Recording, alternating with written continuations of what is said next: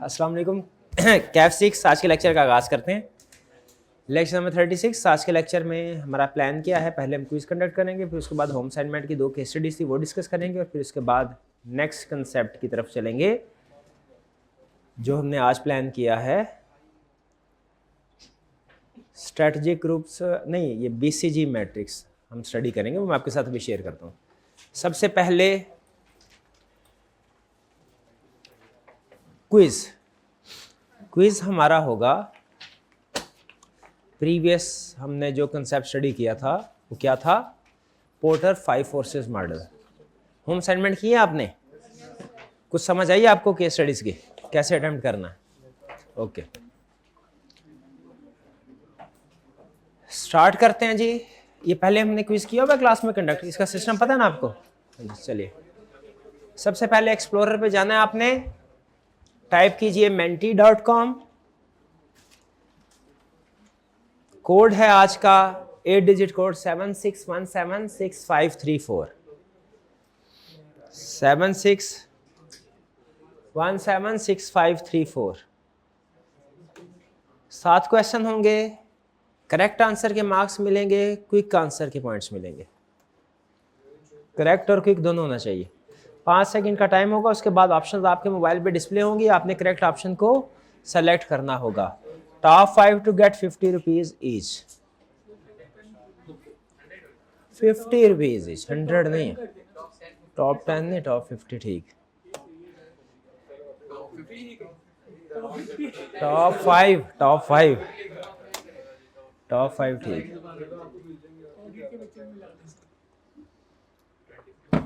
चलिए जी, स्टार्ट करें। पहला क्वेश्चन,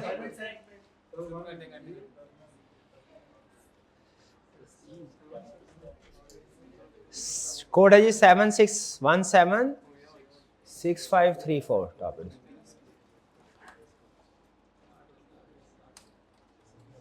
चलिए पहले क्वेश्चन की तरफ चलते हैं।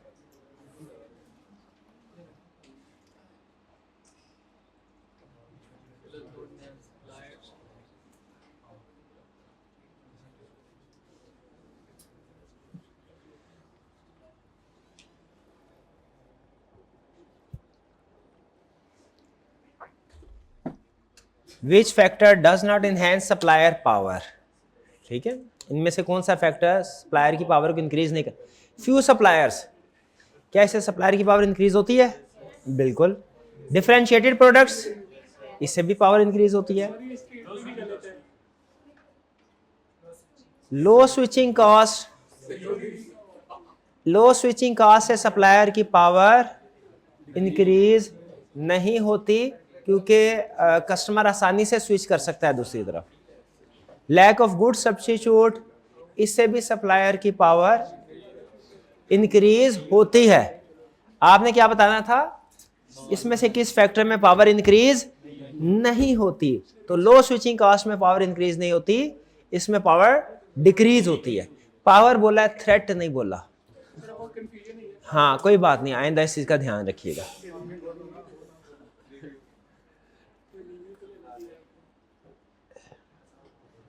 Next question 2, year Haji question 2।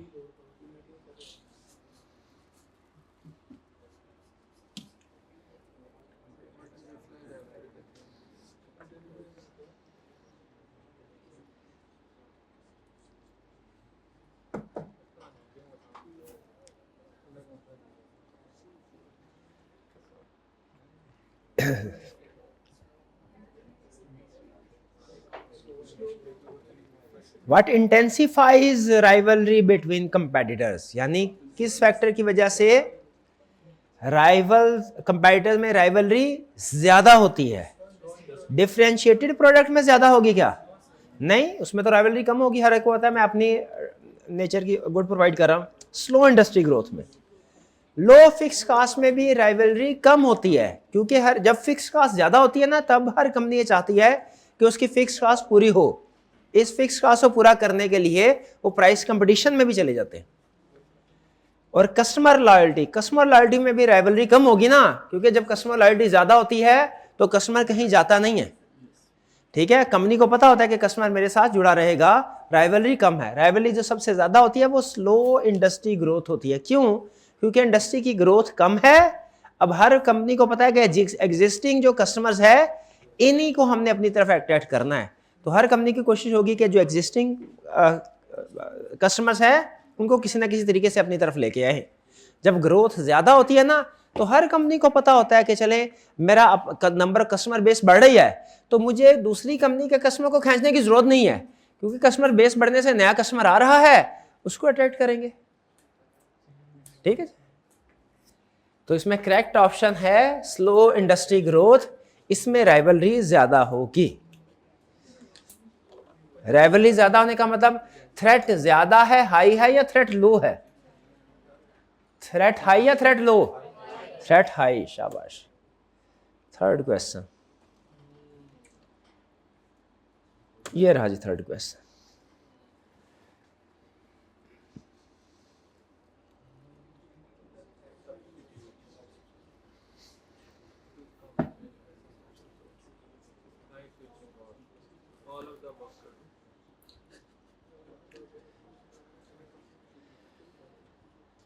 What reduces the threat of substitute? High price of substitute, threat कम होगा। सब्स्टिट्यूट की प्राइस ज्यादा है तो लोग उधर नहीं जाएंगे, threat come. Low performance of substitute, substitute की परफॉर्मेंस घटिया है, लोग सब्स्टिट्यूट की तरफ नहीं जाएंगे, थ्रेट कम। हाई स्विचिंग कॉस्ट, सब्स्टिट्यूट की तरफ नहीं जाएंगे। तो करेक्ट ऑप्शन क्या हुई? ऑल ऑफ द, यानी ये तीनों ही थ्रेट ऑफ सब्स्टिट्यूट हैं। इन तीनों से ही थ्रेट ऑफ सब्स्टिट्यूट कम होता है। भाई एग्री करते हैं? मैं कंसेप्ट क्लियर होना चाहिए, क्योंकि छोटे छोटे कंसेप्ट मिलके केस स्टडी में टेस्ट होंगे। केस स्टडी असल में क्या है? बहुत से फैक्टर्स को इकट्ठा कर दिया गया है। मैनेजरियल की जितनी भी केस स्टडी आप ये देखेंगे वो क्या है, बेसिकली बहुत से इंडिविजुअल फैक्टर्स को इकट्ठा कर दिया गया है। तो इंडिविजुअल फैक्टर्स अगर आपको क्लियर होंगे तभी केस स्टडी आप कर सकेंगे, कंप्लीट केस स्टडी। तो जितने आपके कंसेप्ट इंडिविजुअल वीक होंगे उतना ही केस स्टडी में परफॉर्मेंस आपकी लो होती जाएगी। ये क्लियर जी? मेजॉरिटी ऑफ स्टूडेंट ठीक जवाब दिया है। नेक्स्ट क्वेश्चन, क्वेश्चन 4, ये रहा जी क्वेश्चन 4।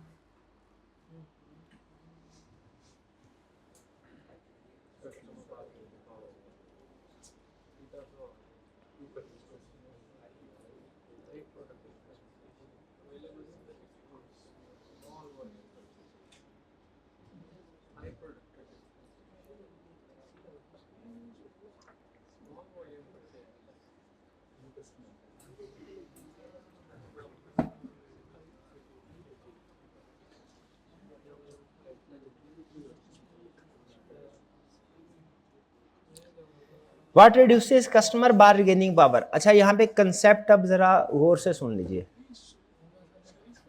एक मिनट है, परेशान नहीं होना, एक मिनट पहले इसको डिस्कस कर लेता हूँ, इसको ठीक कर लेता हूँ इसको।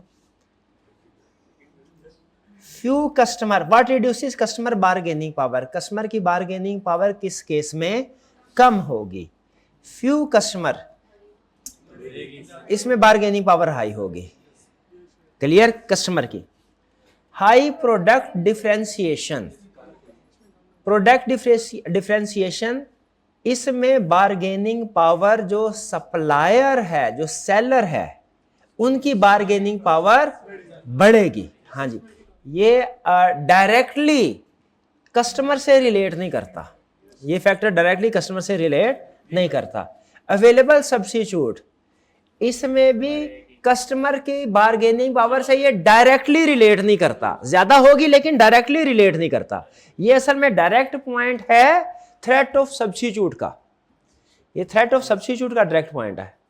ठीक है, और जो स्मॉल वॉल्यूम परचेजेस है, अगर कस्टमर स्मॉल वॉल्यूम परचेजेस करता है, ये है डायरेक्ट फैक्टर जो कि बार्गेनिंग पावर ऑफ कस्टमर से रिलेट करता है और उसको रिड्यूस करता है। तो हमारी जो करेक्ट ऑप्शन है वो हमारी ये डी, फोर्थ ऑप्शन है। भाई एग्री करते हैं? ठीक है, ये बाज़ औक़ात एंटर करने में ऑप्शन गलत ऊंच नीच हो जाती है, इसको भी ठीक कर लेते हैं। पहले बताइए कंसेप्ट क्लियर हो गया आपको? ये ठीक है। भी देखिए, हाई प्रोडक्ट डिफरेंशिएशन, जब प्रोडक्ट डिफरेंशिएशन होती है ना, तो अगर कस्टमर के पॉइंट ऑफ व्यू से देखें, पहली चीज तो आपने ये ज़हन में रखनी है, प्रोडक्ट डिफरेंशिएशन ये जो हमारा एग्जिस्टिंग राइवलरी बिटवीन फर्म्स का डायरेक्ट पॉइंट है, क्योंकि प्रोडक्ट डिफरेंशिएशन होगी उनमें राइवलरी कम होगी, प्रोडक्ट सिमिलर होगी राइवलरी ज्यादा होगी। ये फैक्टर डायरेक्टली रिलेट किससे करता है? एग्जिस्टिंग राइवलरी से। कस्टमर से इनडायरेक्टली रिलेट करता है, लेकिन कस्टमर से भी कैसे रिलेट करता है कि अगर प्रोडक्ट डिफरेंशिएशन ज्यादा होगी तो कस्टमर जो है प्रोडक्ट जो दूसरे ऑप्शंस की तरफ मूव नहीं कर सकेगा, क्योंकि उसको पता है डिफरेंशिएशन है, डिफरेंट। अगर सिमिलर प्रोडक्ट हो तो मूव करना आसान हो जाता है। ये जो डायरेक्ट पावर, डायरेक्ट फैक्टर जिससे रिलेट करता है ना, वो स्मॉल वॉल्यूम परचेज है। कस्टमर अगर बड़ी परचेजेस कर रहा हो ना, लार्ज वॉल्यूम की, फिर उसके पास पावर ज्यादा है, क्योंकि वो ये थ्रेट कर सकता है कि अगर आप मुझे मेरी मर्जी का डिस्काउंट नहीं देंगे, मैं दूसरी फर्म के पास, दूसरी कंपनी के पास चला जाऊंगा। लेकिन अगर कस्टमर स्मॉल वॉल्यूम परचेजेस कर रहा है, उसकी परचेज की अमाउंट ही स्मॉल है, वो हमें थ्रेट कर ही नहीं सकता, करेगा भी हम उसके थ्रेट में नहीं आएंगे। हम कहेंगे भाई चंद हजार की तुमने हमसे चीजें खरीदनी होती है, इसके लिए तुम हमसे डिस्काउंट मांग रहे हो, हम डिस्काउंट नहीं कर दे सकते। बल्क परचेजेस अगर कोई करेगा ना, वो इस पावर में होता है कि हमसे डिस्काउंट मांगे। ठीक है जी जी।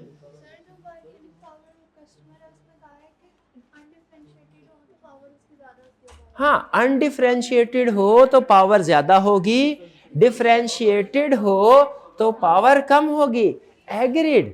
आप ये कह रही है कि ये भी होना चाहिए, एग्रीड। लेकिन मेरा पॉइंट ऑफ व्यू क्या है कि इन दोनों में से ये फैक्टर इससे डायरेक्टली रिलेट करता है, ये इनडायरेक्ट है फैक्टर ठीक। देखिए एमसीक्यूज में क्या होता है कि जब दो चीजें क्लोजली रिजेंबल करती हो ना, तो हमने इनमें से जो मोस्ट अप्रोप्रिएट ऑप्शन है वो सेलेक्ट करनी होती है।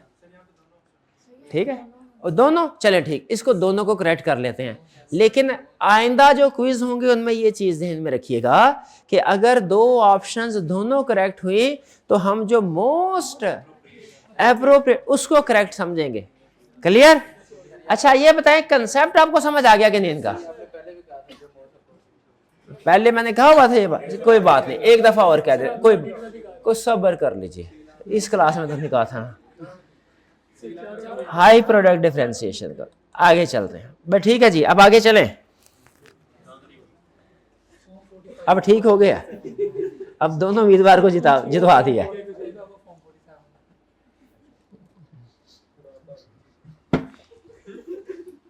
नेक्स्ट क्वेश्चन 5, ये राजी question.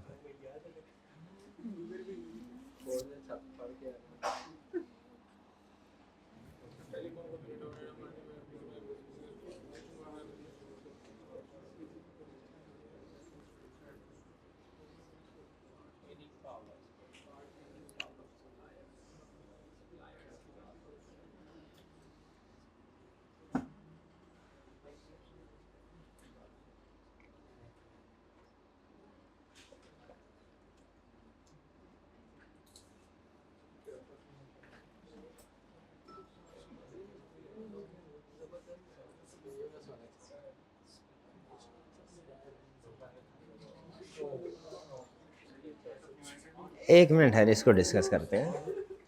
Telecom company dominates market where few viable substitute exist. पहली चीज ये ध्यान में रखिए कि जो सब्स्टिट्यूट्स हैं वो कम हैं। एग्रीड। दूसरा फैक्टर उसने क्या बताया? Switching cost are high. ठीक है, फॉर कंज्यूमर, कंज्यूमर स्विच नहीं कर सकते, सब्स्टिट्यूट भी कम है और जो सब उनमें स्विचिंग कॉस्ट भी ज्यादा है। बार्गेनिंग पावर ऑफ कस्टमर को ये बोल रहा है कि फेवरेबली इंपैक्ट कौन सा है, किस फोर्स का फेवरेबल पॉजिटिव इंपैक्ट है कंपनी के ऊपर? बार्गेनिंग पावर ऑफ कस्टमर्स या बार्गेनिंग पावर ऑफ सप्लायर्स? ये दोनों इरेलेवेंट है। Agreed. Threat of new entrants, एक मिनट है, इसमें threat of new एंट्रेंट, threat of substitute में थ्रेट ऑफ न्यू एंट्रेंट, इसमें जो स्विचिंग कॉस्ट हाई है ये थ्रेट ऑफ न्यू एंट्रेंट को इफेक्ट करता है। एग्रीड। क्योंकि स्विचिंग कॉस्ट हाई होगी ना, नई कंपनी नहीं आ सके, उसे पता है कि कस्टमर को अपनी तरफ लेके आना मुश्किल है। लेकिन सब्स्टिट्यूट वाला point threat of new entrants के लिए इररेलेवेंट है। एग्रीड। अब देखते हैं थ्रेट ऑफ सब्स्टिट्यूट में, अगर सब्स्टिट्यूट में ये दोनों पॉइंट फेवरेबल हुए तो फिर सब्स्टिट्यूट को हम ज्यादा वेटेज देंगे क्योंकि इसमें दोनों पॉइंट ट्रू हो रहे हैं। एग्रीड। पहली चीज बताइए, फ्यू वायबल सब्स्टिट्यूट, क्या थ्रेट ऑफ सब्स्टिट्यूट कम है, कंपनी को फेवरेबली इंपैक्ट कर रहा है? दूसरा, हाई स्विचिंग कॉस्ट, क्या ये भी थ्रेट ऑफ सब्स्टिट्यूट को कम कर रहा है? इसका मतलब ये हुआ उसने दो फैक्टर बताए हैं, इसमें एक फैक्टर अप्लाई हो रहा है, इसमें दोनों फैक्टर अप्लाई हो रहे हैं। बीटा में दोनों कैसे? Bargaining power of suppliers, bargaining power of suppliers, ये दोनों कैसे इफेक्ट हो रहे हैं?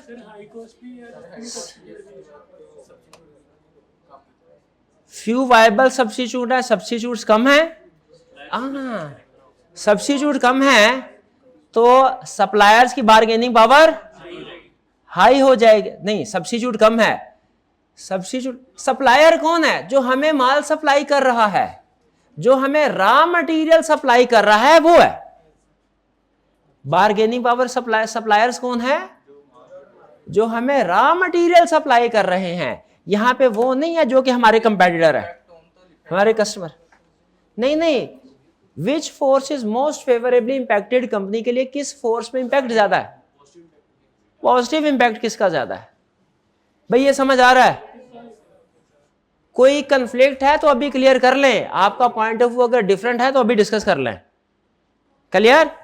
तो यही ऑप्शन ठीक है। देखिए, अगर सप्लायर है ना तो वो तो हमें सप्लायर, पहले समझ लीजिए सप्लायर है कौन? जो हमें रॉ मटेरियल सप्लाई कर रहा है।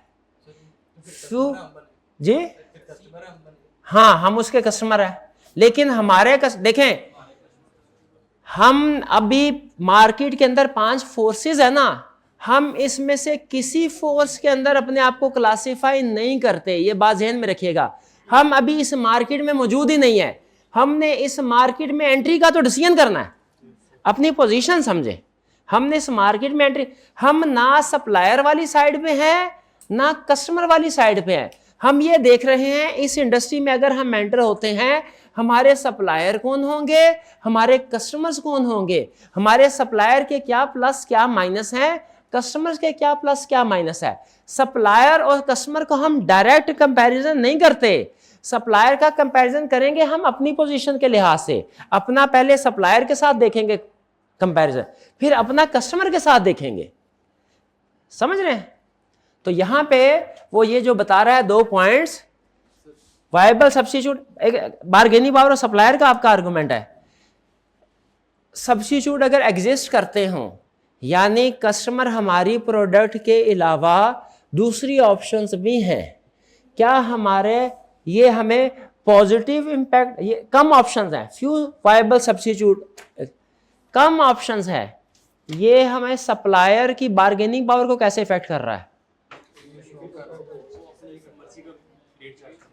वो तो उस वक्त हो अगर बहुत सी फर्म्स हों इस इंडस्ट्री में तो उसकी बारगेनिंग पावर ज्यादा होगी सप्लायर की, बारगेनिंग पावर सप्लायर की ज्यादा होगी। सप्लायर की अगर firm, number of firms industry में ज्यादा हैं, जो सप्लायर है वो जिन लोगों को सप्लाई करता है उनकी तादाद ज्यादा है, वो हमें आसानी से छोड़ सकता है।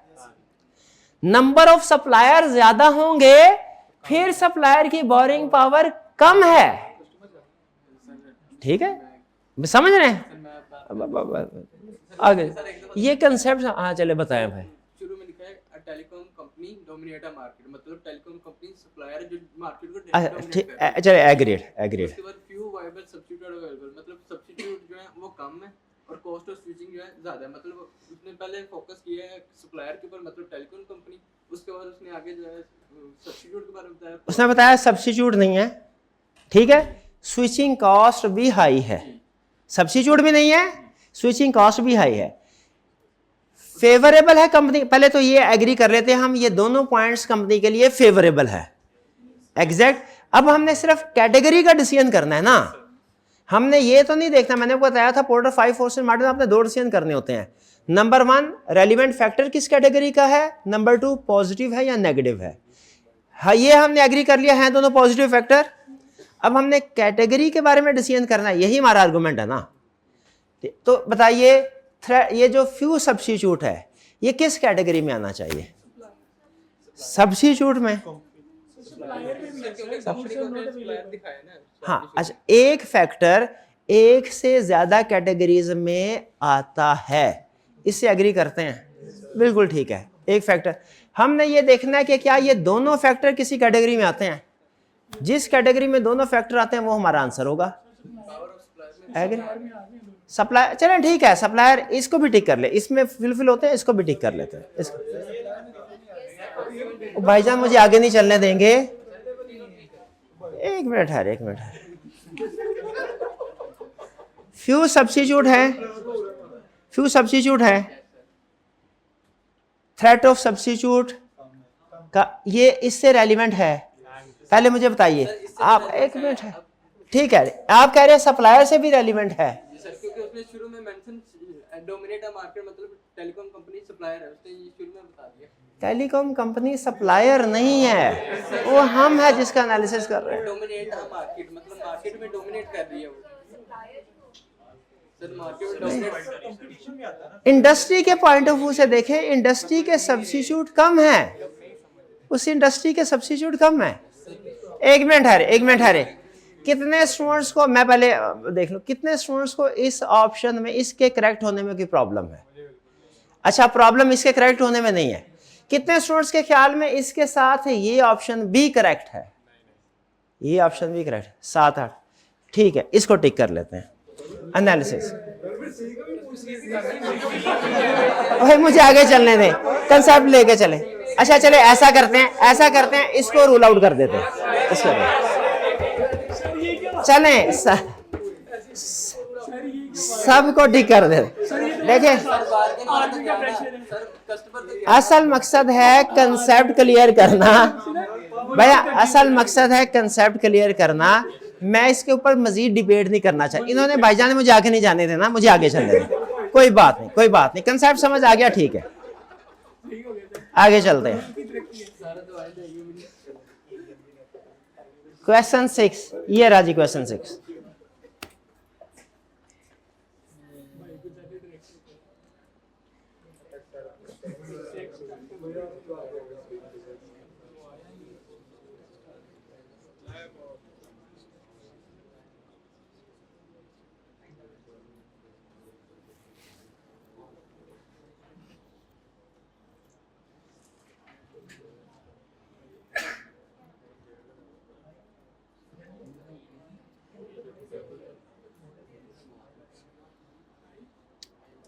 Tech startup procures component from a supplier that also serve as only source of several other major companies। बहुत सी मेजर कंपनीज को ये अकेला ही सप्लाई कर रहा है, ठीक है। तो अब what indicate suppliers power, supplier की पावर क्या है, हाई बार्गेनिंग पावर। भाई ठीक हो गया, आप मेहरबानी 10 मिनट इस पर भी गुजारने थे। क्वेश्चन 7, चलिए ये लास्ट क्वेश्चन आपके साथ।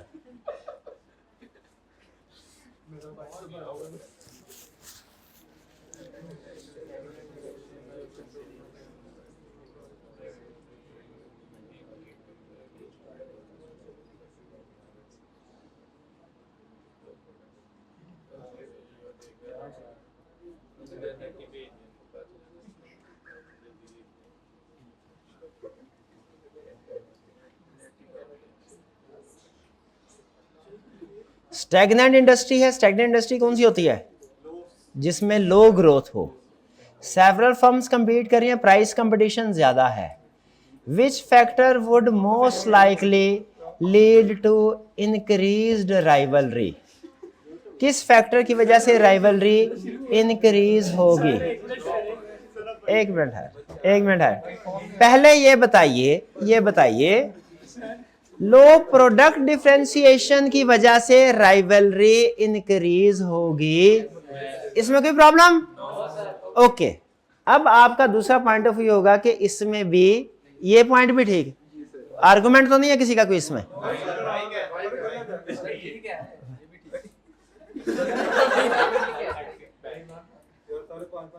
देखिए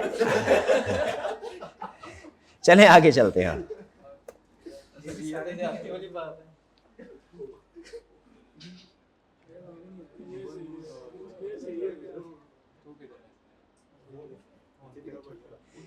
हाँ देखिए, नेक्स्ट टाइम के लिए भी एक चीज ध्यान में रखिएगा, बाजुकात ऐसा होता है, सुन ले एक मिनट,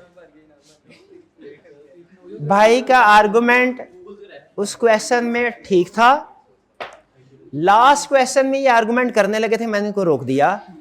सेकंड पॉइंट, वो आर्गुमेंट भी ठीक था, लेकिन असूल जहन में रखिएगा कि अगर किसी भी एमसीक्यूज फॉर्म में आपको दो ऑप्शन सामने नजर आ रही हैं और दोनों ठीक हैं, तो या ठीक लग रही है, तो जो मोस्ट अप्रोप्रिएट ऑप्शन होगी आइंदा हम उसको ओके किया करेंगे।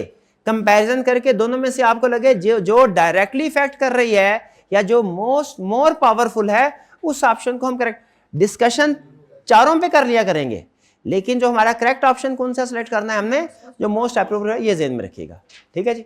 अच्छा आप बताइए फर्स्ट पोजीशन किन की है? शाबाश, जल्दी से बता दे भाई, डिस्ट्रीब्यूट कीजिए। और सेकंड पोजीशन किन की है? सेकंड पोजीशन, शाबाश। थर्ड पोजीशन किन की है? शाबाश। फोर्थ पोजीशन, फिफ्थ पोजीशन, लीजिए भाई, शाबाश। चले वापस जल्दी करें, टाइम बहुत हो गया। आपको होम असाइनमेंट दी गई थी। अच्छा, ये होम केस स्टडी आपने इसको ध्यान से पढ़ना है, और जिस तरह एमसीक्यूज में आपने डिस्कशन किया ना, इसमें भी उसी तरीके से डिस्कशन करनी है। तैयार है? क्योंकि मैनेजमेंट में ब्रेनस्टॉर्मिंग से ही कंसेप्ट आपके क्लियर होंगे। स्टार्ट करें। कितने स्टूडेंट ने ये होम असाइनमेंट की है? क्या मतलब? एक मिनट है, एक मिनट। जिन स्टूडेंट्स ने होम असाइनमेंट की है जरा हाथ उठाइए। ये आधी से ज्यादा क्लास ने होम असाइनमेंट, भाई क्यों नहीं की होम असाइनमेंट? वो खुदा का खौफ कर, 3 दिन थे, 3 दिन। सैटरडे को भी क्लास नहीं हुई थी, संडे वैसे छुट्टी थी, और तुम्हें 2 सवाल नहीं कि भाई नहीं समझ आएगी मैनेजरियल पोर्शन की, और केस स्टडी की समझ नहीं आएगी जब तक करेंगे नहीं। और क्यों नहीं समझ रहे मेरी बात भाई? केस स्टडी क्यों नहीं की? क्यों नहीं केस स्टडी की? किधर है केस स्टडी? रिटर्न फॉर्म में किधर है? अब ये कहेगा रिटर्न फॉर्म में नहीं की। अब ये जो कह रहे हैं केस स्टडी मैंने की है, इनसे भी पूछना, भी कहेंगे सर ज़बानी कलामी की है। भाई मेरी एक स्टेटमेंट सुन लें, मैनेजरियल पोर्शन की रिटर्न फॉर्म में केस स्टडी नहीं करेंगे ना, मैं बदवा नहीं दे रहा, अब बता रहा हूं, नहीं करेंगे पास होना मुश्किल है। मैनेजरियल पोर्शन के रिटर्न प्रैक्टिस में केस स्टडी की रिटर्न प्रैक्टिस नहीं करेंगे, पास होना मुश्किल है। क्या खुद मुझे बताइए, फाइनेंशियल पोर्शन की लिखे बगैर प्रैक्टिस करें, सिर्फ सोल्यूशन देख लें, पास हो जाएंगे? पता चल जाता है कैलकुलेशन कैसे होनी है? वो नहीं होता। उसी तरह यहां पे भी नहीं होगा। रिटर्न प्रैक्टिस जरूरी है, आगे आपकी मर्जी है। अब ये सुन लें, पहली केस स्टडी मैनेजरियल पोर्शन की सिखा रहा हूं, ध्यान से सुन लीजिए। मैनेजरियल पोर्शन की जितने भी थ्योरीज हैं, मॉडल हैं, केस स्टडीज हैं ना, वो सारी की सारी किसी ना किसी प्रॉब्लम का सलूशन प्रोवाइड करती हैं। हर केस स्टडी, हर मॉडल किसी ना किसी प्रॉब्लम का सलूशन प्रोवाइड करती हैं। आपको सबसे पहले वो प्रॉब्लम पता होनी चाहिए। प्रॉब्लम पता होगी तो आपको पता होगा कि इसे किस तरीके से हमने सॉल्व करना है। ठीक है? और केस को सॉल्व करने से पहले आपने अपने आप को उस प्रॉब्लम वाली जगह पे रख के सोचना है, फिर पता चलेगा एनालिसिस कैसे करना है। जो पोर्टर 5 फोर्सेस मॉडल है, ये हमें क्या बताता है, किस मसले का हल बताता है, कि क्वेश्चन क्या होता है, इशू क्या होता है जिसका ये सॉल्यूशन प्रोवाइड करता है, कि किस इंडस्ट्री में हमें इन्वेस्टमेंट करनी चाहिए, किस में नहीं करनी चाहिए। ये डिसीजन हम डिफरेंट फैक्टर्स को सामने रख के करते हैं। एग्रीड? अब जब हमने इसकी पोर्टर 5 फोर्सेस मॉडल की केस स्टडी करनी है ना, वो हमें किसी इंडस्ट्री के बारे में, किसके बारे में, किसी कंट्री के बारे में नहीं, ओवरऑल इकोनॉमी के बारे में नहीं, किसी इंडस्ट्री के बारे में बताएगा, इंडस्ट्री रिलेटेड इंफॉर्मेशन देगा। हमने क्या करना है, हमने वो पर्सन बन जाना है जो इंडस्ट्री का एनालिसिस करके डिसाइड करेगा मुझे इस इंडस्ट्री में इन्वेस्टमेंट करनी है कि नहीं। ठीक है, अब इस रिक्वायरमेंट को पढ़िए। पहले रिक्वायरमेंट में कह रहा है perform a Porter's 5 forces analysis of Urbanaz micro mobility industry. वैसे तो इंडस्ट्री से भी हमें पता चल जाता है कि ये एनालिसिस इंडस्ट्री लेवल पे है, लेकिन इंडस्ट्री से भी ज्यादा बेहतर लफ्ज कौन सा है जिससे पता चला आपको किस टॉपिक की केस स्टडी है? Porter 5 forces model. इसको अंडरलाइन कीजिए, इससे हमें पता चल गया पोर्टर 5 फोर्सेस की इंडस्ट्री है, पोर्टर 5 फोर्सेस मॉडल का क्वेश्चन है। फिर include the strength of each force and provide supporting argument. इसको समझिए क्या कह रहा है। अब उसने ये तो कहा है कि हर फोर्स का जो स्ट्रेंथ का पॉइंट है, यानी जो ऐसा वो फैक्टर्स जो हर फोर्स को इफेक्ट कर रहे हो वो बताओ, एंड प्रोवाइड सपोर्टिंग आर्गुमेंट, और सपोर्टिंग आर्गुमेंट यानी जस्टिफाई भी करवाओ। पहली चीज उसने ये तो बोला है कि फोर्सेस को जो फैक्टर इंपैक्ट कर रहे हैं वो डिस्कस, लेकिन फोर्सेस कौन सी है ये नहीं बताया उसने, नोट कीजिए। क्यों? क्योंकि ये हमें क्या पहले से पता है कि पोर्टर की 5 फोर्सेस कौन कौन सी हैं। इसका मतलब हमने इस केस स्टडी को पढ़ना है, इसमें कुछ फैक्टर सामने आएंगे, हमने बताना है हर फोर्स में कौन सा फैक्टर उसकी स्ट्रेंथ को इफेक्ट कर रहा है। अच्छा, यहां पे जहन में रखिएगा, स्ट्रेंथ का मतलब ये नहीं है कि आपने सिर्फ वही फैक्टर्स बताने हैं जो पॉजिटिवली इफेक्ट कर रहे हैं। जो स्ट्रेंथ को वीक कर रहे हैं, स्ट्रेंथ को नेगेटिव इंपैक्ट है, वो भी फैक्टर बताने हैं। अहम पॉइंट जेन में रखिए। फैक्टर में स्ट्रेंथ से मुराद सिर्फ ये नहीं है जो पॉजिटिव वाले हो, ठीक है। जो स्ट्रेंथ को इफेक्ट करते हैं इससे मुराद वो फैक्टर तो हैं ही हैं जो स्ट्रेंथ को इंक्रीज कर रहे हैं, वो फैक्टर भी हैं जो स्ट्रेंथ को डिक्रीज कर रहे हैं। और दो अल्फाज नोट कीजिए, दोनों का मतलब एक ही है। स्ट्रेंथ यानी एनालिसिस करते हुए पोर्टर 5 फोर्सेस मॉडल में दोनों टर्म में से कोई यूज कर सकता है, स्ट्रेंथ या थ्रेट। यानी फैक्टर आएगा, फैक्टर की एक्सप्लेनेशन में आप ये भी लिख सकते हैं कि स्ट्रेंथ हाई, और ये भी लिख सकते हैं थ्रेट हाई या थ्रेट लो। स्ट्रेंथ हाई, स्ट्रेंथ लो, ये भी एक्सेप्टेबल है। थ्रेट हाई, थ्रेट लो, ये भी एक्सेप्ट, जो आपको इजी लगे उसके मुताबिक आप कर सकते हैं। इसमें अब हमने करना क्या है, उसने हमें पोर्टर 5 फोर्सेस एनालिसिस करने को कहा है, और आगे ये भी बताया एनालिसिस कैसे करना है। हमने हर फोर्स के स्ट्रेंथ के पॉइंट्स को लिखना है, हर फोर्स के अंदर जो स्ट्रेंथ का पॉइंट है वो लिखना है, और आगे बताना है कि ये जस्टिफाई करवाना है, आर्गुमेंट देने हैं कि ये स्ट्रेंथ को इंक्रीज कर रहा है या स्ट्रेंथ को डिक्रीज कर रहा है। क्वेश्चन समझ आया कि नहीं? ठीक है, अच्छा आगे चलते हैं। अब हमने 1 बाय 1 इसको स्टडी करना है। जैसे ही कोई रेलिवेंट फैक्टर आएगा जो किसी भी फोर्स को इफेक्ट कर रहा होगा, रेलिवेंट फैक्टर जो किसी भी फोर्स को इफेक्ट कर रहा होगा, आपने फौरन मुझे कह देना सर रुक जाइए, पहले इसका एनालिसिस कीजिए।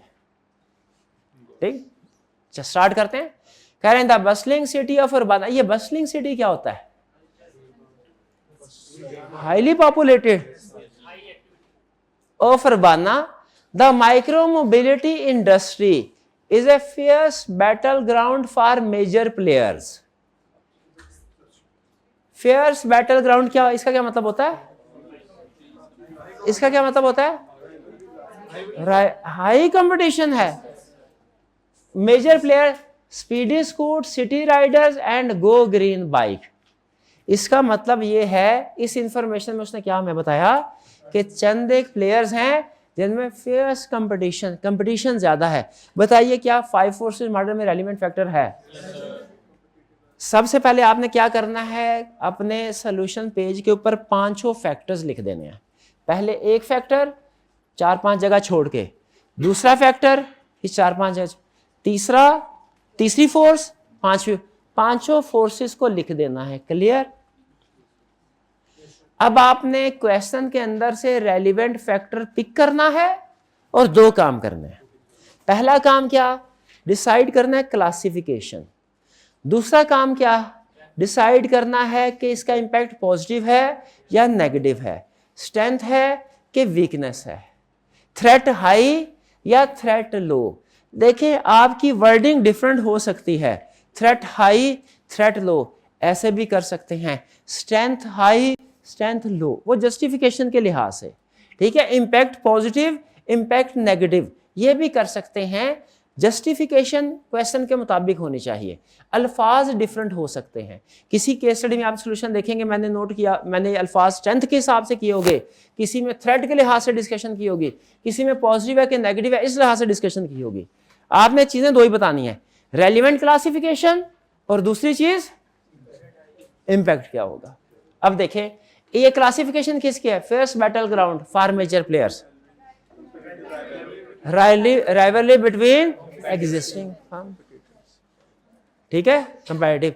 और ये बताइए पॉजिटिव है कि नेगेटिव है, नेगेटिव। तो अब आप क्या बताएंगे, इस फैक्टर की वजह से थ्रेट ऑफ राइवलरी क्या है, थ्रेट क्या है, हाई है कि लो है, थ्रेट हाई, शाबाश, ठीक है। आगे आप उसको जस्टिफाई करवा सकते हैं क्योंकि राइवलरी की वजह से कंपटीशन ज्यादा है, वो प्राइस कंपटीशन में एंगेज हो सकते हैं।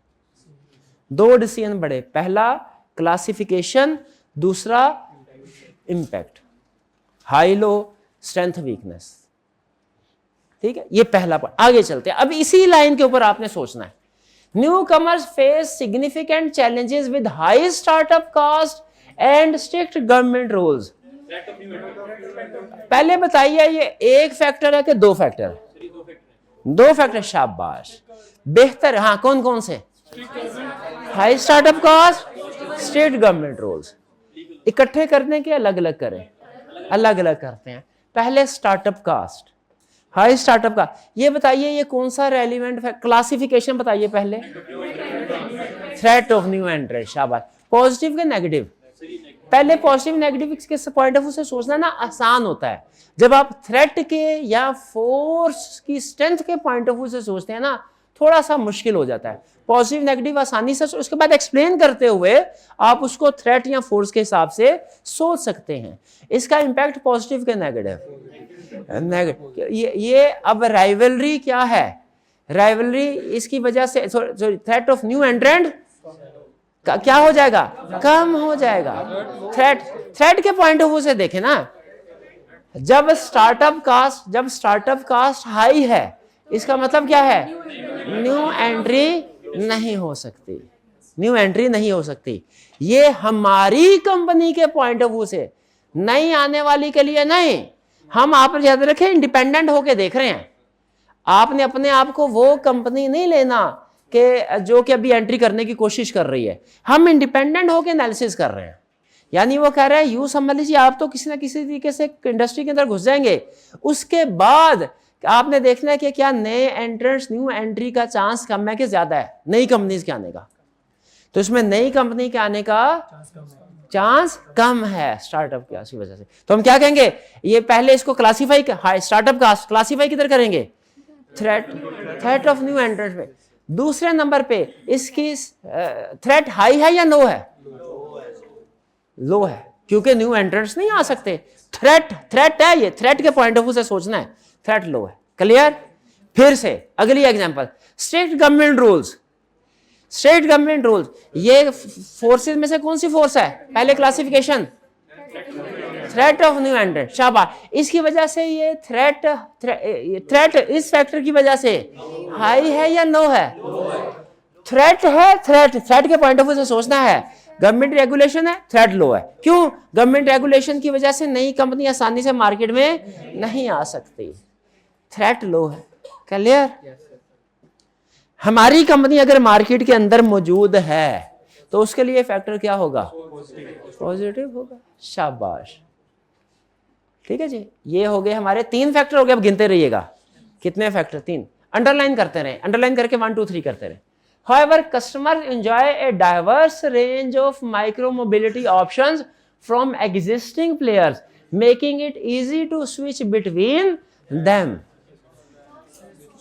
बहुत सी ऑप्शंस अवेलेबल है, इजी स्विचिंग है। अच्छा, ये सब्स्टिट्यूट नहीं है, सेम इंडस्ट्री के अंदर ही ऑप्शंस होना ये सब्स्टिट्यूट नहीं होता। हाँ, ये कंपैरेटर है। तो कंपैरेटर तो हम डिस्कस कर नहीं चुके, ऊपर के बहुत से कंपैरेटर्स, फेयर्स कंपटीशन। दोबारा डिस्कस करना चाहिए? दोबारा इसी, देखिए फैक्टर भी सेम है, फैक्टर। अब हमें यहां पे स्विचिंग कॉस्ट को डिस्कस करना चाहिए या कि diverse range of micro mobility option. अब ये डिफरेंट ऑप्शंस अवेलेबल है, मुझे तो वैसे दोनों एक ही लग रहे हैं, डिफरेंट ऑप्शंस हैं जिन, और स्विचिंग कॉस्ट लो है। मुझे स्विचिंग कॉस्ट ज्यादा बेहतर और ज्यादा पावरफुल पॉइंट लग रहा है ऑप्शंस की निस्बत। तो स्विचिंग कॉस्ट क्या है? इजी। अब बताइए इजी स्विचिंग कॉस्ट कौन सा पॉइंट?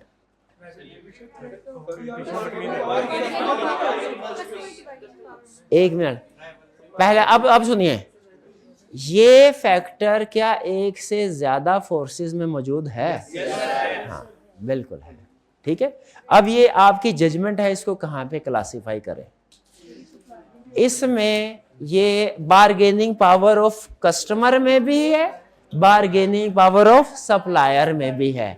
क्योंकि अब जरा सुनिएगा, अब ये डिपेंड करता है आप इसमें किस में क्लासिफाई करते हैं, आपकी एक्सप्लेनेशन उसके लिहाज से होगी। अगर बारगेनिंग पावर ऑफ कस्टमर में क्लासिफाई करते हैं, आप कहेंगे bargaining power of customer is high, इसको बारगेनिंग पावर ऑफ कस्टमर में लिखेंगे और लिखेंगे ये कॉस्ट हाई। क्यों हाई है? कस्टमर इजीली स्विच कर सकता है।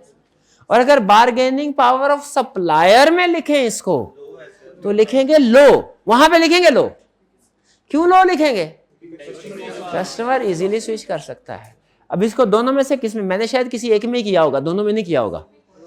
आपकी अपनी मर्जी है, जजमेंट के मुताबिक उसे किसी दूसरे में भी क्लासिफाई कर सकते हैं। ये पॉइंट सब में आ रहा है। अच्छा, लेकिन यहां पे चूंकि कस्टमर के पॉइंट ऑफ व्यू से, कस्टमर और सप्लायर के पॉइंट ऑफ व्यू से बता रहा था, मेरे ख्याल इसी पॉइंट ऑफ व्यू से हमें बताना चाहिए। क्लियर? स्विचिंग कॉस्ट की वजह से bargaining power of customer high या और bargaining power of supplier low. Clear? Relevant factor ढूंढ रहे हैं हम और दो डिसीजन कर रहे हैं। रेलिवेंट कौन कौन से दो डिसीजन कर रहे हैं? क्लासिफिकेशन और इंपैक्ट।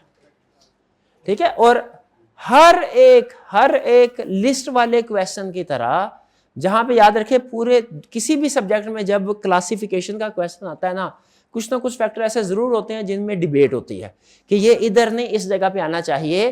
कुछ फैक्टर्स क्लियरली क्लासिफाई हो जाती है, हमेशा कुछ फैक्टर में जजमेंट अप्लाई करनी पड़ती है। ये दुनिया के हर उस कंसेप्ट के बारे में ट्रू स्टेटमेंट जिसमें हमें क्लासिफिकेशन करनी पड़ती है। इवन हमारा एक आएगा कंसेप्ट स्वॉट एनालिसिस, उसमें भी 4 इंफॉर्मेशन इसी तरह की होगी, उसे 4 में से किसी एक फैक्टर में क्लासिफाई करना है, वहां पे भी ये क्लासिफिकेशन का डिफरेंस आएगा।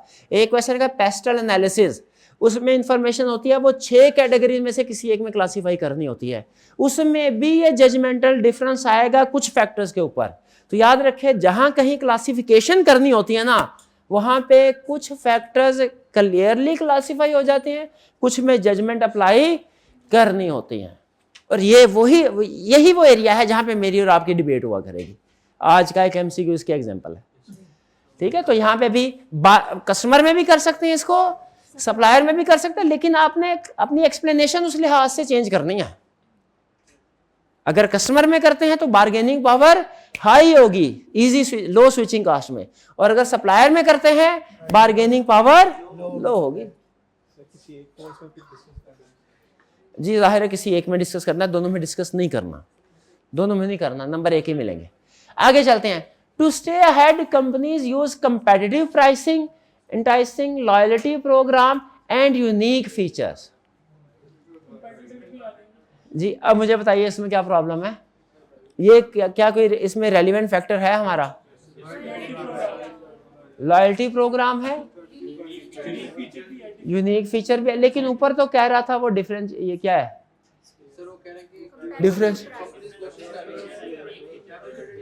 कंपटीशन हाई करने की कोशिश कर रहे हैं। कंपैरेटिव प्राइसिंग यानी प्राइस वार कर रही हैं। लॉयल्टी प्रोग्राम है। कंपेटिटिव प्राइसिंग से तो एग्जिस्टिंग राइवलरी हाई है। इंटाइसिंग लॉयल्टी प्रोग्राम से नहीं, बारगेनिंग पावर ऑफ कस्टमर लो है और थ्रेट ऑफ न्यू एंट्रेंट भी लो है।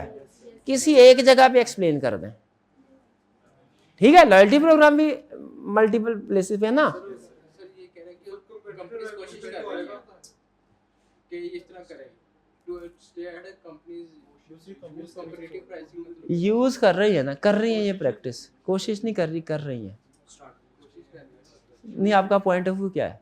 सर मैं कह रहा हूं उसको कोशिश कर रहे हैं। जो कह रहे हैं कह क्यों नहीं पा रहे? कोशिश कर रही है किया नहीं है। कोशिश कर रही है, किया नहीं है। To stay head companies use comparative pricing, use कर रही हैं, यूज करती हैं।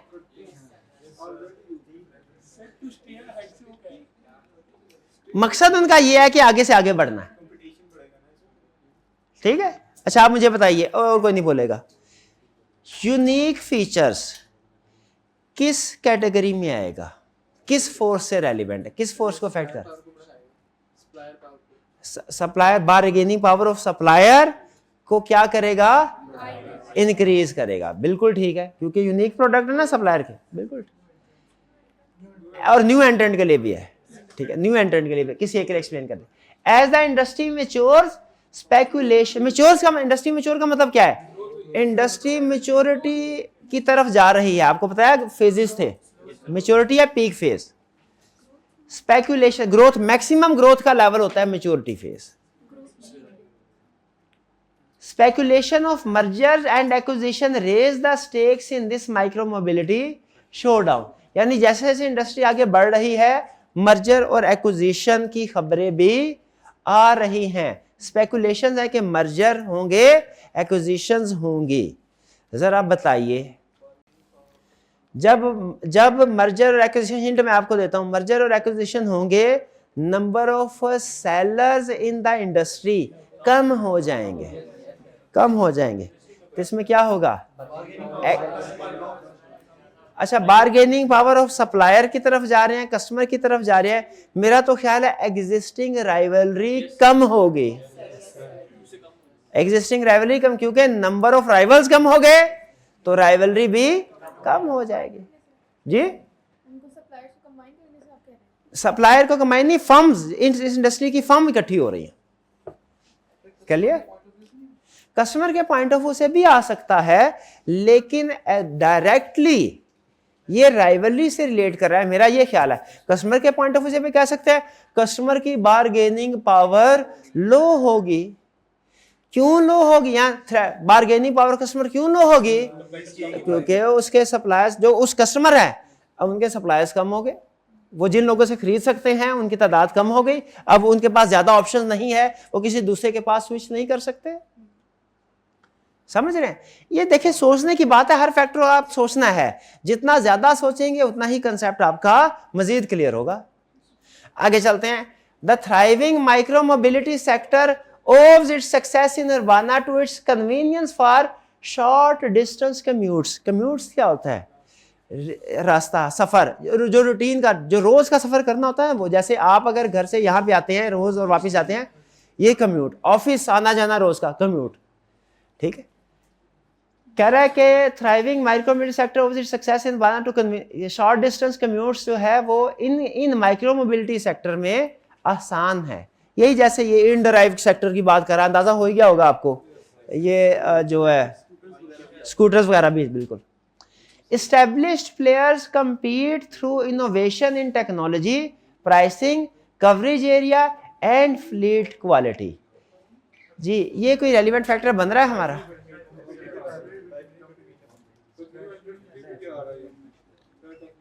इनोवेशन इन टेक्नोलॉजी है, प्राइसिंग है, coverage area and fleet quality. क्या ये हमारा कोई रेलिवेंट फैक्टर किसी फोर्स को अफेक्ट कर रहा है?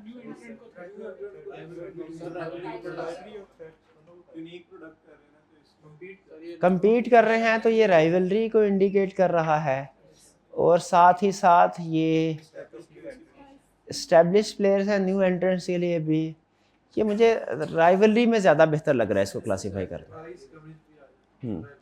There are numerous suppliers primarily small to medium size from offering innovative products. ठीक है, numerous suppliers, bargaining power of suppliers कम हो जाएगी, बहुत से सप्लायर्स हैं। Primarily small to medium size offer innovative, ये एक ही फैक्टर आ जाएगा, एक लाइन में एक ही फैक्टर है। और Banas well plan infrastructure with dedicated bike lanes and convenient parking nurtures a culture of embracing micro mobility for short commutes. ये बताइए, ये टेस्ट फैक्टर है आपका।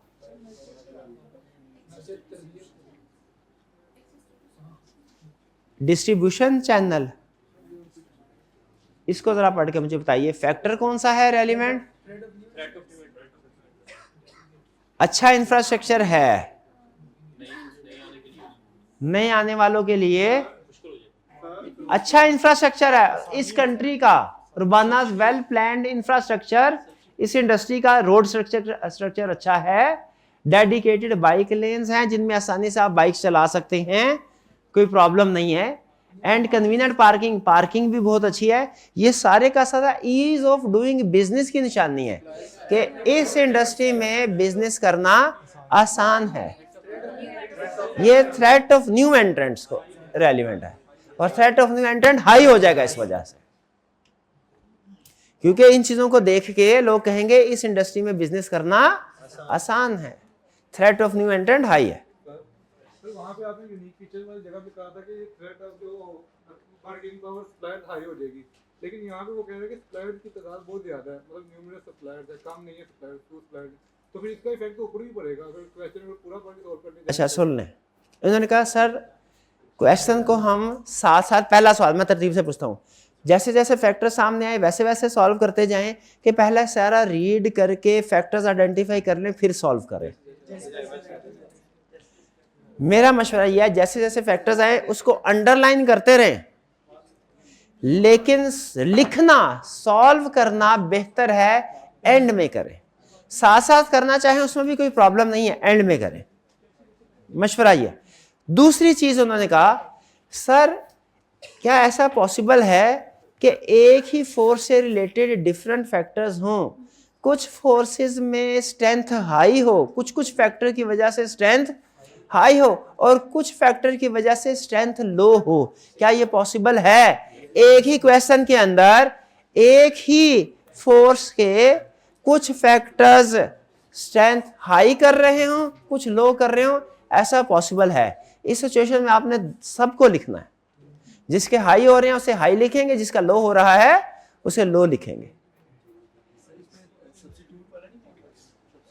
नहीं सब्स्टिट्यूट नहीं, सब्स्टिट्यूट तो इसका ये होगा कि कोई जैसे रेलवे लाइन जैसे एरोप्लेन्स, जैसे प्राइवेट कार्स, जैसे पब्लिक ट्रांसपोर्ट। नहीं अभी यहां तक तो कुछ नहीं आया, मैं यहां तक लैंड इंफ्रास्ट्रक्चर नहीं, ये तो डेडिकेटेड बाइक लेन्स है ना, ये अभी वो अगर आगे हमें बताएगा अल्टरन जो सब्स्टिट्यूट प्रोडक्ट्स के बारे में, फिर हम उसके बारे में डिस्कस करेंगे। कह रहा है meanwhile an efficient public transport system caters seamlessly to longer journeys providing a comprehensive transportation solution for residents. अब ये पब्लिक ट्रांसपोर्ट सिस्टम आ गया, अब ये इसका क्या है? अब ये क्या एग्जिस्टिंग राइवलरी है या थ्रेट ऑफ सब्स्टिट्यूट है? Threat of substitute. पहले तो ये में रखे ये प्रोडक्ट ही डिफरेंट है, ठीक है। दूसरा ये इससे थ्रेट ऑफ सब्स्टिट्यूट हाई है या लो है?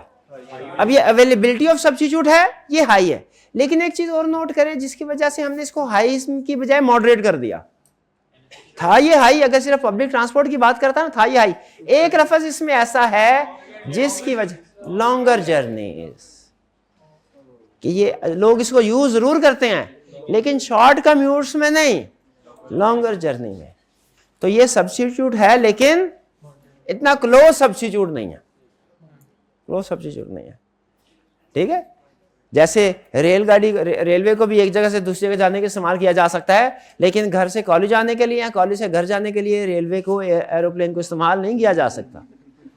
ठीक है, तो वो हमारा सब्स्टिट्यूट नहीं। हाँ, अगर लॉन्गर ड्यूरेशन हो, जैसे लाहौर से कराची जाना है आपने, हाँ, फिर वो हो सकता है सब्स्टिट्यूट उसका। तो इसीलिए हमने इसको हाई नहीं बोला, मॉडरेट बोला। ये समझ आ रही? फिर इसके बाद race for the ultimate winner in this dynamic micro mobility market remains uncertain, making it an exciting and intriguing market to observe. ये जनरल बात कर रहा है, एंड में ये भी कंपटीशन की तरफ इशारा कर रहा है। इन शॉर्ट, हमने इस केस स्टडी में क्या सीखा कि डिफरेंट फैक्टर्स हमें कंटिन्यूस केस स्टडी में देगा। हमने वन बाय वन फैक्टर्स को आइडेंटिफाई करना है, स्टेप नंबर 1 फैक्टर्स को आइडेंटिफाई करना है, स्टेप नंबर 2 उनको क्लासिफाई करना है, स्टेप नंबर 3 उन पॉजिटिव है कि नेगेटिव, थ्रेट हाई है कि लो, इसको एक्सप्लेन करना है। फिर से बताइए, और ये अप्रोच तकरीबन हर केस स्टडी में आपने फॉलो करनी होगी, इसलिए इसको अच्छे तरीके से समझ ले। पोर्टर 5 फोर्सेस मॉडल में क्या करना है? नंबर 1 रेलिवेंट फैक्टर्स को आइडेंटिफाई करना है, नंबर 2 क्लासिफाई करना है, नंबर 3 एक्सप्लेन करना है पॉजिटिव नेगेटिव, थ्रेट हाई के लो। इसमें कुछ जगहों पे आपकी जो क्लासिफिकेशन है, ये जजमेंटल डिफरेंस आएगा सॉल्यूशन के साथ, और आपके साथ अभी बता रहा हूं। ठीक है, तो अगर तो वो दोनों जगह पे रेलिवेंट फैक्टर है तो दोनों ठीक है, लेकिन अगर आपको पढ़ के समझ नहीं आती, आपको लगता है कि कोई ये गलत, तो आपने डिस्कस कर लेना। लेकिन अगर पढ़ के समझ आ जाए कि ठीक है ये इस जगह पे भी आता था, बारगेनिंग पावर ऑफ सप्लायर का भी कंसेप्ट था, कस्टमर का भी था, तो फिर कोई इशू नहीं। क्लियर? तो अभी इस केस स्टडी को पढ़ के हमने क्या सीखा है? Porter 5 forces model case study को अटेम्प्ट करने के क्या करना है? 3 काम। कौन कौन से? फैक्टर आइडेंटिफाई करना, क्लासिफाई करना, एक्सप्लेन करना। आइडेंटिफाई करना, क्लासिफाई करना, एक्सप्लेन करना। किस में जजमेंटल डिफरेंस आएगा? क्लासिफाई करने में। कुछ फैक्टर्स में जजमेंटल डिफरेंस आ सकता है। क्लियर जी? नहीं, अगर एक फैक्टर 2 फोर्सेस में आ रहा है तो आपने किसी एक जो मोस्ट रेलिवेंट हो उसके पॉइंट ऑफ व्यू से लिखना है। दूसरे में लिख देंगे वो भी ठीक होगा, लेकिन वो लेस इंपॉर्टेंट होगा। ठीक है, दोनों लिखेंगे तो एक एक्स्ट्रा है, वो आपको सबके मार्क्स नहीं देगा। क्लियर जी? चलिए अब आइए इसी अप्रोच को दोबारा प्रैक्टिस करते हैं एक नए क्वेश्चन में। नहीं नहीं नहीं नहीं नहीं नहीं नहीं नहीं नहीं नहीं नहीं नहीं,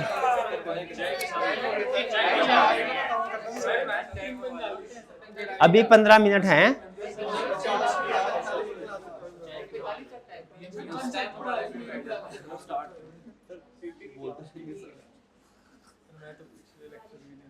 दस मिनट दे दें।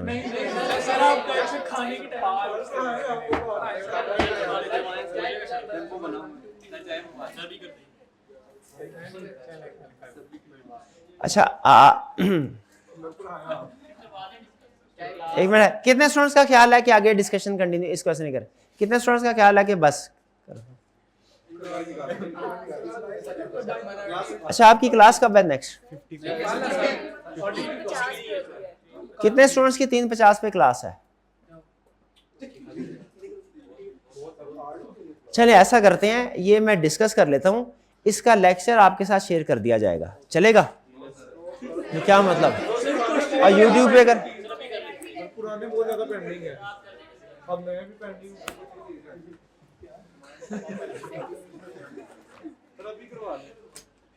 कर दे। वैसे अगर जो जाना चाहें वो चले जाएं, ये केस स्टडी है, ये बाद में भी आप इसको ले सकते हैं। अगर वीकेंड में भी आप इसको अटेंड कर ले तो प्रॉब्लम कोई नहीं है। हाँ लेक्चर बिल्कुल, मैं इसको कटवा के उसका कट डाउन करके तो आपके साथ शेयर कर दूंगा। अच्छा, सबसे पहले देखिए requirement, perform porter 5 forces analysis of resort industry. अब देखिए इंडस्ट्री उसने बदल दी, इंडस्ट्री से भी पता चल गया इंडस्ट्री लेवल का एनालिसिस कराना चाह रहा है, लेकिन असल में पता किससे पता चला? पोर्टर 5 फोर्सेस मॉडल से। इन the northern area of country include the strength of each force and argument supporting your analysis. Requirement देखे तकरीबन वैसी ही है जैसे उसने प्रीवियस क्वेश्चन में देखी थी।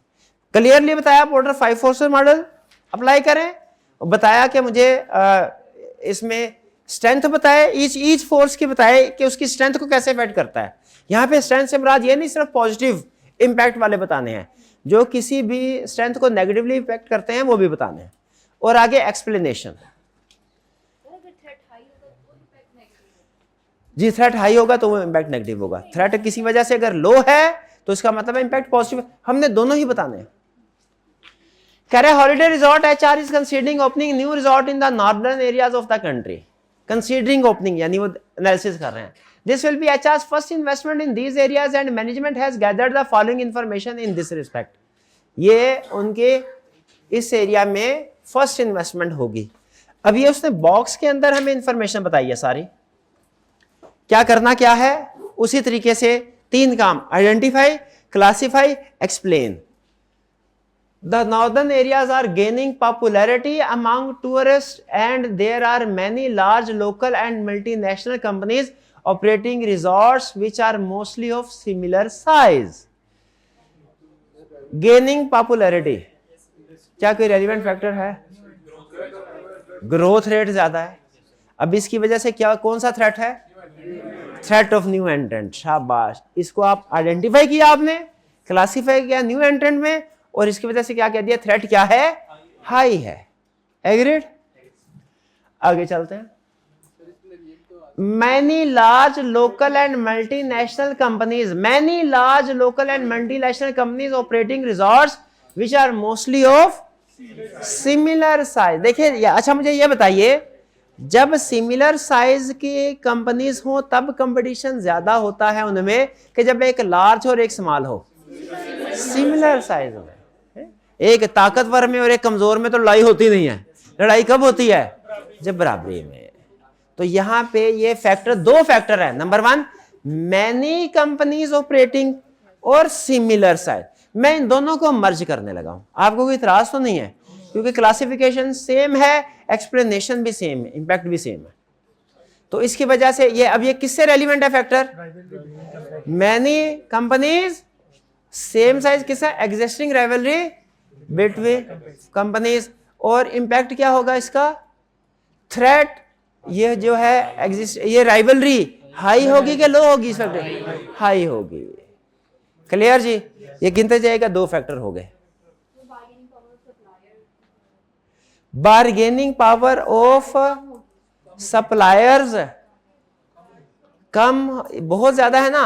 हाँ, बार्गेनिंग पावर ऑफ सप्लायर ने, बार्गेनिंग पावर ऑफ कस्टमर्स, हाँ कस्टमर की बार्गेनिंग पावर ज्यादा होगी क्योंकि वो आसानी से स्विच कर सकते हैं।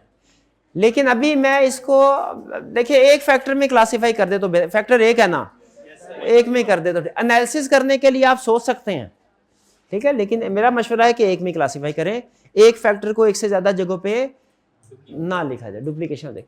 Services being offered by these resorts are also identical in terms of luxurious bedrooms and lavish dining halls decorated with beautiful furniture and fixtures.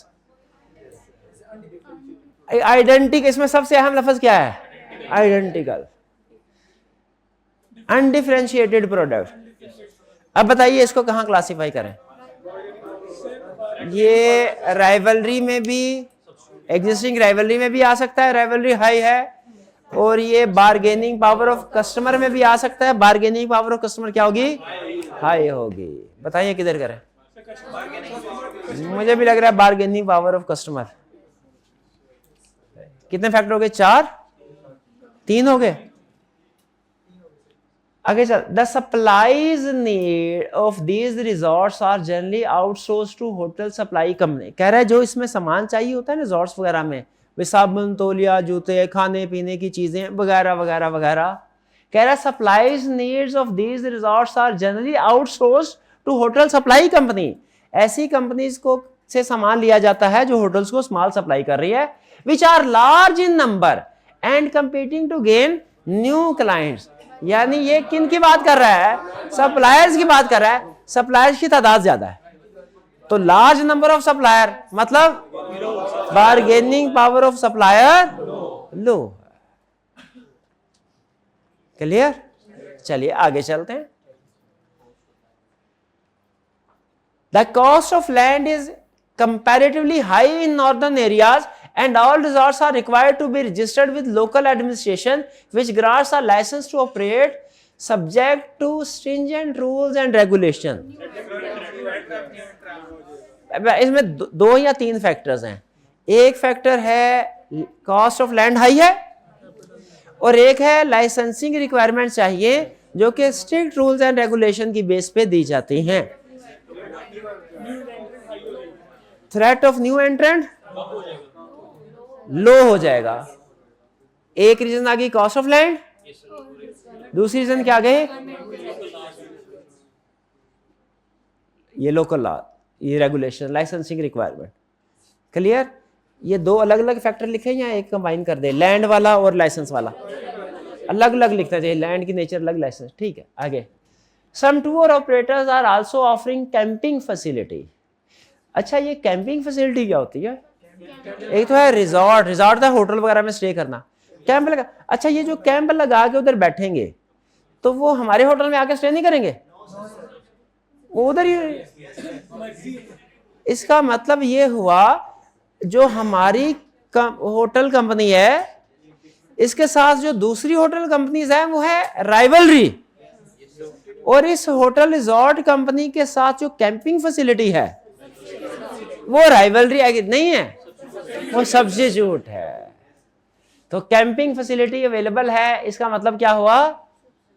Substitute available है, थ्रेट ऑफ सब्स्टिट्यूट है। लेकिन मैं अभी ठहर जाए, अभी सेंटेंस आगे चल रहा है, मैं देख लूं कहीं ऐसा ना जैसे पिछली दफा हुआ था ना, वो हाई करके मॉडरेट करना पड़ गया था हमें कि लॉन्ग रोड्स थे जरूर, वहां वो पब्लिक ट्रांसपोर्ट अवेलेबल थी लेकिन वो लॉन्ग रोड्स के लिए थी, तो हमने कहा था सब्स्टिट्यूट है लेकिन मॉडरेट। मैं देख लूं यहीं पे भी सब्स्टिट्यूट मॉडरेट ना हो जाए कहीं, अभी तक सब्स्टिट्यूट अवेलेबल है। आगे क्या कह रहा है? However, local administration has restricted the camping to only few designated locations. That too is only allowed during night. देखा वही थ्रेट ऑफ सब्स्टिट्यूट है जरूर, लेकिन अब मॉडरेट हो गया। फैक्टर्स आइडेंटिफाई कर लिया आपने, कैंपिंग, फिर उसके बाद उसको क्लासिफाई सही कर लिया, फिर वह एक्सप्लेन ठीक कर लिया, हाई के लो, ये तीन काम ही करना है पोर्टर 5। और ये अगर अप्रोच डेवलप होगी ना, यकीन कीजिए बाकी की केस स्टडी भी तकरीबन इसी स्टाइल में चलेंगी। लेकिन ये स्टाइल सीखते सीखते अभी कुछ हमें मजीद 5 से 10 केस स्टडी करेंगे तो फिर ये समझ में आएगा, अभी तो दूसरी केस स्टडी है हमारी। फिर आगे क्या कह रहा है? During summer and holidays these resorts are booked in advance. However, on other days these resorts strive hard to gain customer and offer special packages to attract. अच्छा, मुझे ये बताइए कि राइवलरी कब ज्यादा होगी? जब कस्टमर ज्यादा होते हैं या जब कस्टमर कम होते हैं?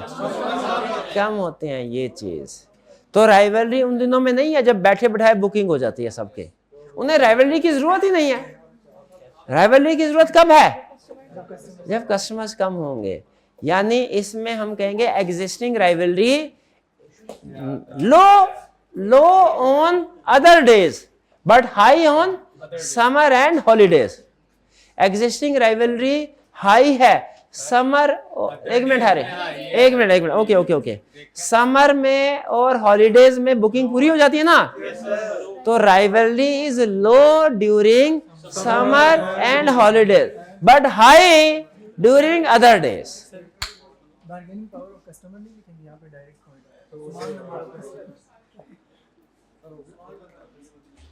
नहीं, इसको स्मॉल नंबर ऑफ कस्टमर की तरफ नहीं लेके जाएंगे, ये स्मॉल नंबर ऑफ कस्टमर की तरफ एक, हाँ, राइवलरी में ज्यादा सूटेबल रहेगा, राइवलरी में ज्यादा सूटेबल रहेगा। क्लियर? कुछ अंदाजा हुआ पोर्टर 5 मॉडल कैसे अप्लाई करना है आपने? चलिए फिर आज कल फिर क्विज नहीं आपका होगा क्योंकि हमने नया कंसेप्ट नहीं स्टडी किया। कल हम नया कंसेप्ट कंप्लीट करेंगे, फिर परसों क्विज रखेंगे। आज का लेक्चर यहाँ खत्म करते हैं हम। अल्लाह हाफ़िज़।